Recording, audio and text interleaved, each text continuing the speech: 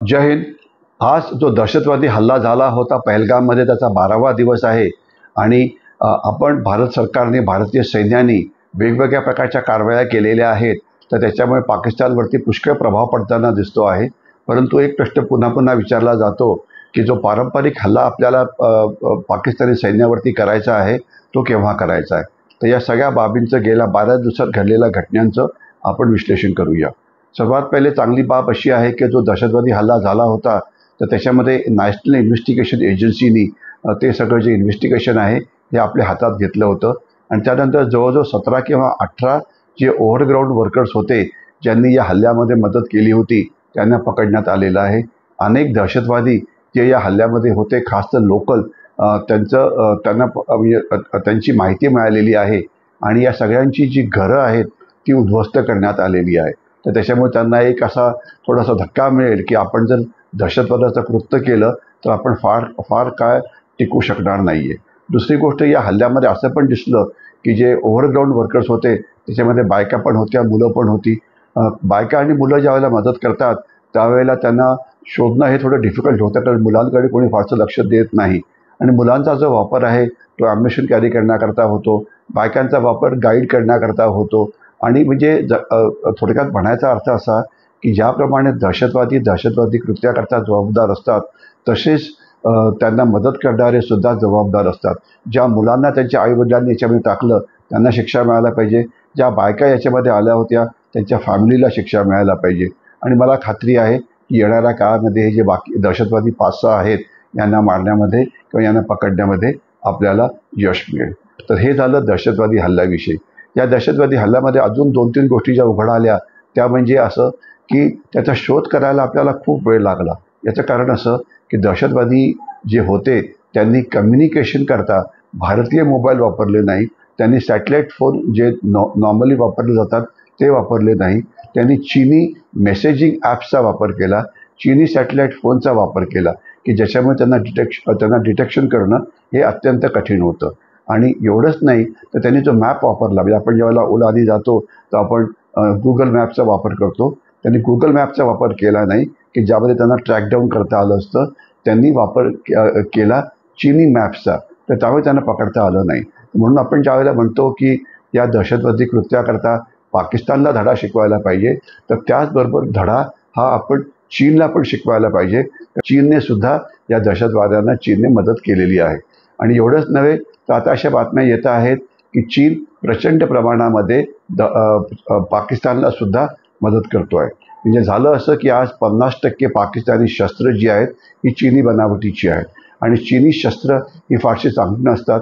तर त्यांचा जो म्हणजे त्याच्यातले अनेक शस्त्रही बिघडलेली असतात. तर त्याचं रिपेअर आता पुन्हा चीन करतं आहे. नवीन विमानं किंवा नवीन तोफा किंवा नवीन ॲम्युनिशन हे चीन पाकिस्तानला सप्लाय करतो आहे.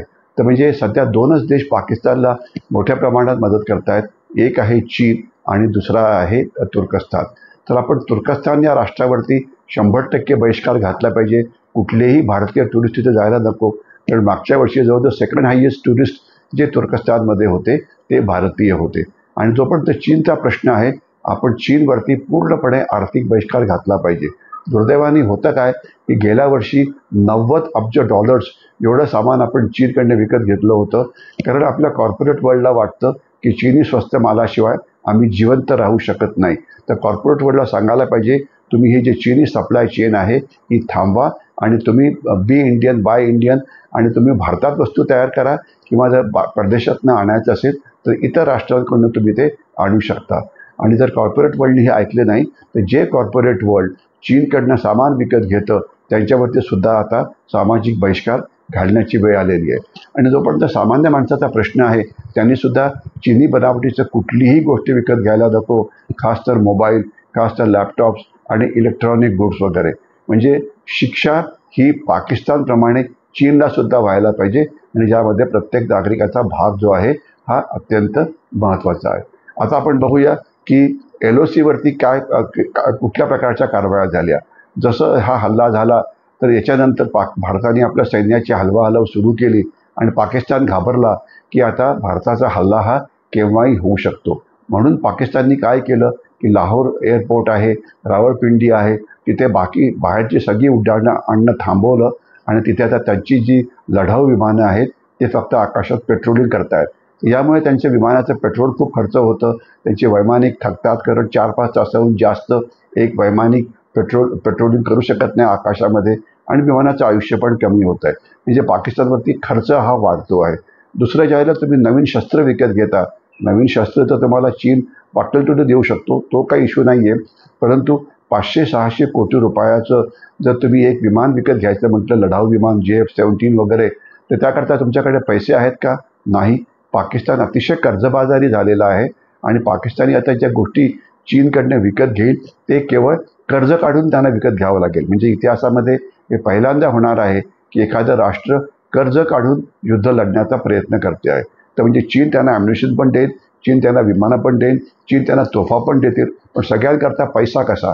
आणि याच्यामध्ये असं पण म्हणता येईल की या सगळ्या प्रकारात चीनसुद्धा बऱ्यापैकी अडकलेला आहे. अडकला कसा काय? की चीनने $60 अब्ज एवढी पैसे गुंतवले आहेत चायना पाकिस्तान इकॉनॉमिक कॉरिडॉरमध्ये. त्याचा चीनला काय फायदा झाला आहे? तर त्याचं उत्तर आहे, एकसुद्धा त्याचा फायदा झाला नाही आहे. ही सगळी जी गुंतवणूक आहे ही हा एक व्हाईट एलिफंट आहे. आणि त्याचं तुम्हाला 2 उदाहरणं देता येतील की चायना पाकिस्तान इकॉनॉमिक कॉरिडॉर जो आहे त्याच्यावरनं किती वाहनं हलतात? अजिबात कोणी हलत नाही, कारण बलुची रिबेल त्याच्यावरती सारखे हल्ला करत असतात. त्यांनी एक अतिशय उत्तम असं बंदर तयार केलं, ग्वाडार, किंवा ज्याला मोहम्मद बिन कासिम असं पोर्ट म्हटलं जातं. तर चीनची अपेक्षा होती की तिथे 5 ते 6 हजार जी जहाजं आहेत ती प्रत्येक वर्षी येथील व्यापाराकरता. मागच्या वर्षात किती आली? तर 5 जहाजंसुद्धा आली नाही. म्हणजे हा अतिशय मोठा असा व्हाईट एलिफंट तयार झालेला आहे आणि चीनची जी गुंतवणूक पाकिस्तानमधली आहे ही पूर्णपणे बर्बाद झालेली आहे. आणि आता जर चीनने अजून मदत करायला सुरुवात केली शस्त्र वगैरे पुरवून, तर त्यांचा सगळा पैसा जो आहे हा बर्बाद होणार आहे. याच्याशिवाय जे नौदल आहे पाकिस्तानचं त्यांनीसुद्धा पेट्रोलिंग करायला सुरुवात केलेली आहे. त्याच्यामुळे त्यांचा पण पैसा खर्च पुष्कळ होतो आहे. याच्याशिवाय पाकिस्तानी सैन्य एक्सरसाइजेस करतं आहे, सीमेवरती हल्ले येतं आहे, तर त्याच्यात त्यांचा खर्च होतो. आणि झालेलं काय आहे की सध्या पाकिस्तानचं जे सैन्य होतं, जनरली 85% सैन्य हे भारत पाकिस्तान सीमेवरती असायचं. परंतु आता तिथे एक 35% सुद्धा सैन्य नाही, 50% सैन्य हे पाकिस्तानच्या आत जे आहे ते दहशतवादी विरोधी अभियान करतं आहे. या तर बलुचिस्तानमध्ये किंवा ते करतं आहे तुमच्या खैबर पख्तूनख्वामध्ये, की जो इम्रान खानचा भाग होता आणि तिथे त्यांचा ऑपरेशन सुरू आहे. आणि जसं आता ते सैन्य तिकडून निघून येतं आहे भारत पाकिस्तान सीमेकडे, तर त्याच्यामुळे बलुची लोकांचे जे हल्ले आहेत पाकिस्तानी सैन्यावरती ते अजून वाढले आहेत, कारण तिथे सैन्य कमी झाल्यामुळे त्यांना मोकळं रान जे मिळतं आहे. म्हणजे थोडक्यामध्ये पाकिस्तानचं एअरफोर्स थकणार आहे, पाकिस्तानची नेव्ही थकणार आहे, पाकिस्तानचं जे सैन्य आहे ते अडकणार आहे. याच्याशिवाय आपण पाकिस्तानी सायबर अटॅक करण्याचा प्रयत्न केला, ते अटॅक आपण उधळून पाडला. पाकिस्तानवरती आपण आर्थिक दबाव मोठ्या प्रमाणात टाकतो आहे. आपण युनायटेड नेशन्स सिक्युरिटी काउन्सिलमध्ये दबाव टाकण्याचा प्रयत्न केला पाकिस्तानमध्ये. तर पाकिस्तानला थोडक्यात वाचवलं चीनने, पण किती वेळ वाचेल? तर आज जे मोराल आहे पाकिस्तानचं ते एकदम खाली गेलेलं आहे. म्हणजे जे राजकीय पुढारी आहेत ते म्हणतायत सैन्याला की तुम्ही असा फालतूपणा का केला? सैन्याचे प्रमुख आहेत ते स्वतःच गेले 7 दिवस लपून बसलेले आहेत. प्रमुखांच्या ज्या पत्नी आहेत त्याच पळून इंग्लंडमध्ये गेलेल्या आहेत आणि तिथे ते त्यांना सुरक्षित वाटतं आहे, त्यांना पाकिस्तानमध्ये सुरक्षित वाटत नव्हतं.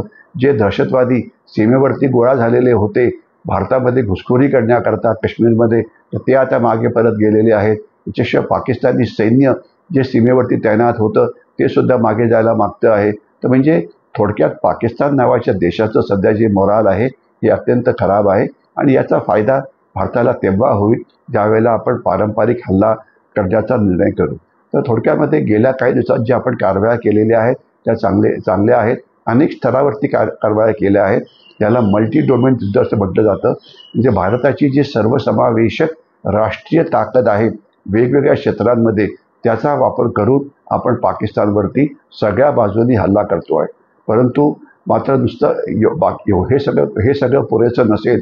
शेवटी तुम्हाला पाकिस्तानवरती लष्करी हल्लासुद्धा करावा लागेल, ज्यामध्ये आपल्याकडे अनेक उपाययोजना आहेत की आपण उरीसारखा सर्जिकल स्ट्राईक करू शकतो किंवा बालाकोटसारखा एअर स्ट्राईक करू शकतो किंवा आपण तोफांचा हल्ला करू शकतो, क्षेपणास्त्रांचा हल्ला करू शकतो, पारंपरिक हल्ले सैन्याच्या मदतीने करू शकतो, पाकिस्तानी ऑक्युपाईड काश्मीर हा कॅप्चर केला जाऊ शकतो. परंतु या सगळ्या हल्ल्यामध्ये आपलं मुख्य लक्ष असेल की पाकिस्तानच्या सैन्याला खूप जास्त नुकसान हे पोचवायला पाहिजे. तो एक भाग झाला आणि पाकिस्तानी सैन्य जेवढं आपल्याला बर्बाद करता येईल तेवढं केलं पाहिजे, ज्यामुळे त्यांची जी क्षमता आहे लढण्याची ती अत्यंत कमी होईल. आणि दुसरं महत्त्वाचं असं की शक्य झालं तर या लढाईचा शेवट व्हायला पाहिजे. पाकिस्तानचे 3 किंवा 4 तुकडे होऊन पाकिस्तानी ऑक्युपाईड काश्मीर भारताचा भाग बनेल, बलुचिस्तान एक स्वतंत्र राष्ट्र बनेल, खैबर पख्तूनवा हा अफगाणिस्तानचा भाग बनेल आणि बाकी उरेल जो पाकिस्तान असेल तो केवळ सध्याचा सिंध आणि पाकिस्तानच्या पंजाब प्रांत. तर म्हणजे येणाऱ्या दिवसामध्ये पाकिस्तानची हालात खराब होणार आहे. आपल्या वेगवेगळ्या कारवायांना बऱ्यापैकी यश मिळालेलं आहे आणि मला खात्री आहे की काही दिवसामध्येच जो पारंपरिक हल्ला आहे तो होईल आणि ज्यामध्ये आपण पाकिस्तानला अजून जास्त धडा शिकवू शकू. धन्यवाद.